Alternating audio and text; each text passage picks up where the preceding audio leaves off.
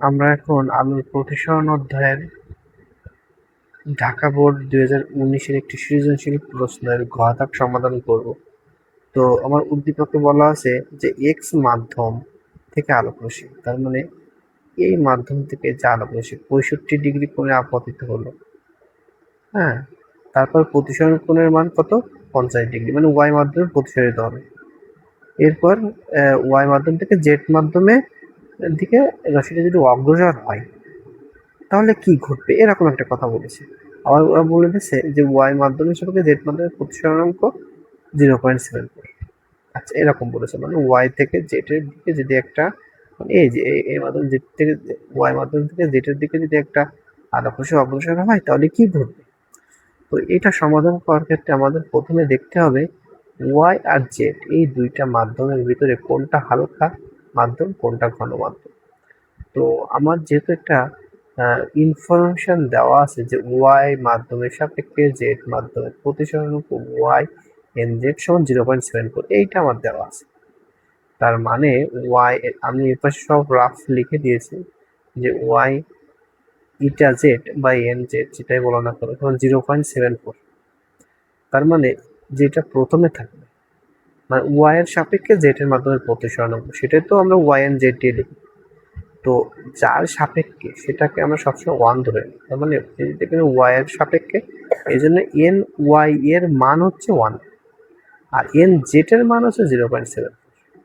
তাহলে যার প্রতিসরণ, এখানে যার প্রতিসরণাঙ্ক বেশি আমরা জানি সেটাই ঘন মাধ্যম। তাহলে দেখতে পাচ্ছি এন ওয়াই মানে ওয়াই মাধ্যমের প্রতিসরণাঙ্ক ওয়ান আর জেড মাধ্যমের প্রতিসরণাঙ্ক 0.74, তাহলে প্রতিসরণাঙ্ক বেশি কার? ওয়াই মাধ্যমের। এই জন্য ওয়াই মাধ্যমটা কি ঘন, ওয়াই মাধ্যমটা হচ্ছে ঘন। তার মানে আমরা কোনটা ঘন কোনটা হালকা এটা আমরা বুঝে গেলাম। ওয়াই মাধ্যমটা ঘন, জেড মাধ্যমটা হচ্ছে হালকা, এইটা হচ্ছে ফাংশন।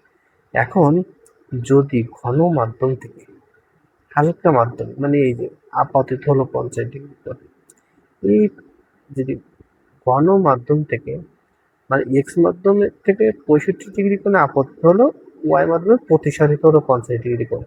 তো ওয়াই মাধ্যমে যেটা প্রতিসরণ হলো সেটাই তো জেড মাধ্যমের ক্ষেত্রে আপতন, তাই না?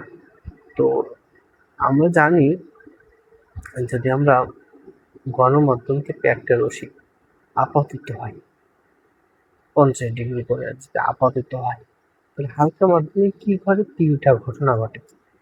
ঘন মাধ্যম থেকে যদি হালকা মাধ্যমে আলোক রশ্মি আপতিত হয় তাহলে তিনটা ঘটনা ঘটে। একটা হচ্ছে অবিলম্ব থেকে দূরে সরে যেতে পারে, এরকম হতে পারে। আরেকটা হতে পারে কেমন, এই একদম এই অবিলম্ব বরাবর যেতে পারে, তখন আমরা সেটাকে বলি সংকট কোণ, সংকট কোণে যেতে পারে। বা আরেকটা হতে পারে সংকট কোণের থেকেও যদি বড় কোণে আপতিত হয় তখন কি হতে পারে, বিভব ঘেঁষে যাওয়ার পরিবর্তে আবার যে মাধ্যমে আপতিত হয়েছিল সেই মাধ্যমে আবার প্রতিসরিত হতে পারে, প্রতিফলিত হতে পারে। এটা হচ্ছে পূর্ণ অভ্যন্তরীণ প্রতিফলন। তাহলে আমরা দেখতে পাচ্ছি ঘন মাধ্যম থেকে হালকা মাধ্যমে আপতিত হলে তিনটা ঘটনা ঘটতে পারে। সেই তিনটা চিত্র আমরা এখানে দিলাম। এখন আমরা প্রথমটার ক্ষেত্রে চিন্তা করব। তাহলে প্রতিসরণ কোণ,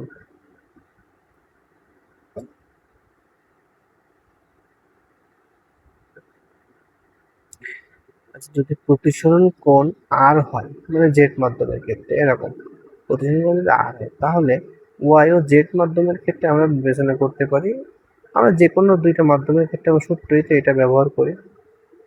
ওয়ান মাধ্যম যেটা হচ্ছে আপতন সেটা আমরা ওয়ান মাধ্যম ধরে নিই, যেহেতু যেহেতু এখানে ওয়াই মাধ্যম থেকে জেড মাধ্যমে আপতিত হওয়ার কথা বলা হয়েছে, ওয়াই মাধ্যম থেকে আপতিত হওয়ার কথা বলা হয়, তাহলে আমরা আপতনটাকে ওয়ান ধরি, মানে ওয়াই মাধ্যমটাকে ওয়ান ধরি। তাহলে সিটা ওয়ান মানে এখানে আপতন হয়েছে ওয়াই মাধ্যমে, তাহলে আমরা সাইন আই, আর ইন টু মাধ্যম হচ্ছে জেড, আর এখানে প্রতিসরণ হয়েছে আর, প্রতিসরণ কোণ হচ্ছে আর।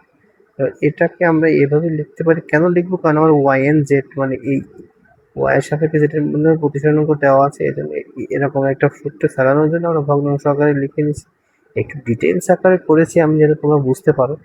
গাইডে অবশ্যই সংক্ষেপে ডিরেক্টলি এই লাইন থেকে করেছে, তো আমি একটু ডিটেলস করেছি তোমাদের বোঝানোর জন্য। তো এখানে ওয়াই এন জেড এটার মান 1.33 দেওয়া আছে, আমরা সরি সরি সরি, এটা হচ্ছে 0.74 হবে।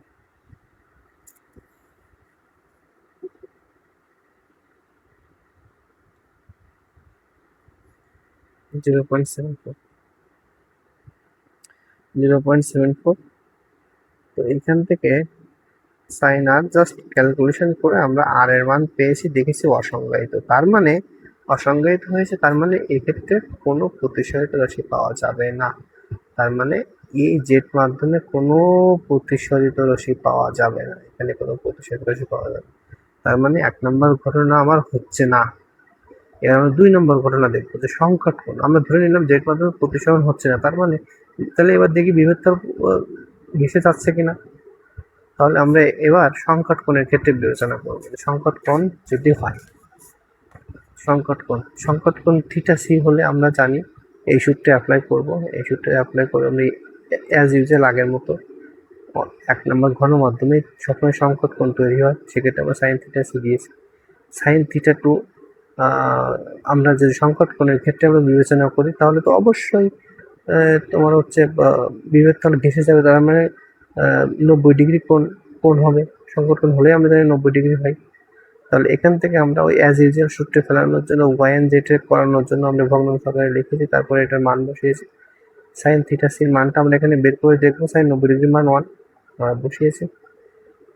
আচ্ছা, এখানে 0.74, 1 নিচে দেওয়া লাগে না। তো এখান থেকে থিটা সি দেখতেছি আমরা 47.73, মানে এখানে সংকট কোণটা তৈরি হয়েছে 47.73 ডিগ্রি। তার মানে যদি ওয়াই মাধ্যম থেকে যদি ওয়াই মাধ্যম থেকে এখানে এই ওয়াই মাধ্যম থেকে এখানে তো 50 ডিগ্রিতে আপতিত হয়েছে, যদি 47.73 ডিগ্রিতে আপতিত হয়, তাহলে এই বিভেদতল ঘেঁষে যায়। 47.73-তে আসলে বিভেদতল ঘেঁষে যায়, 90 ডিগ্রি হবে। কিন্তু কথা হচ্ছে এখানে তো আপতিত হয়েছে 47.73-তে না, আপতিত হয়েছে 50 ডিগ্রি। তাহলে 50 ডিগ্রিতে যদি আপতিত হয়, যদি মনে করো আমার নিচে চিত্রটা খেয়াল করি, এইটা মনে করো এই 47.73, এর থেকে যদি বড় কোণে আমি আপতিত করি, তাহলে নিশ্চয়ই পূর্ণ অভ্যন্তরীণ প্রতিফলন হবে, মানে একই মাধ্যমে আমার ফিরে আসবে, প্রতিফলন হবে। তাহলে এখানে আমার বলা যায় যে এখানে ঘটনাটা ঘটেছে পূর্ণ অভ্যন্তরীণ প্রতিফলন। এখানে সংকট কোণও হয়নি বা প্রতিসরণও হয়নি, এখানে ঘটেছে হচ্ছে পূর্ণ অভ্যন্তরীণ প্রতিফলন। আমি ডিটেইলস লিখে দিয়েছি, আমি আশা করি তোমরা বুঝতে পারবে।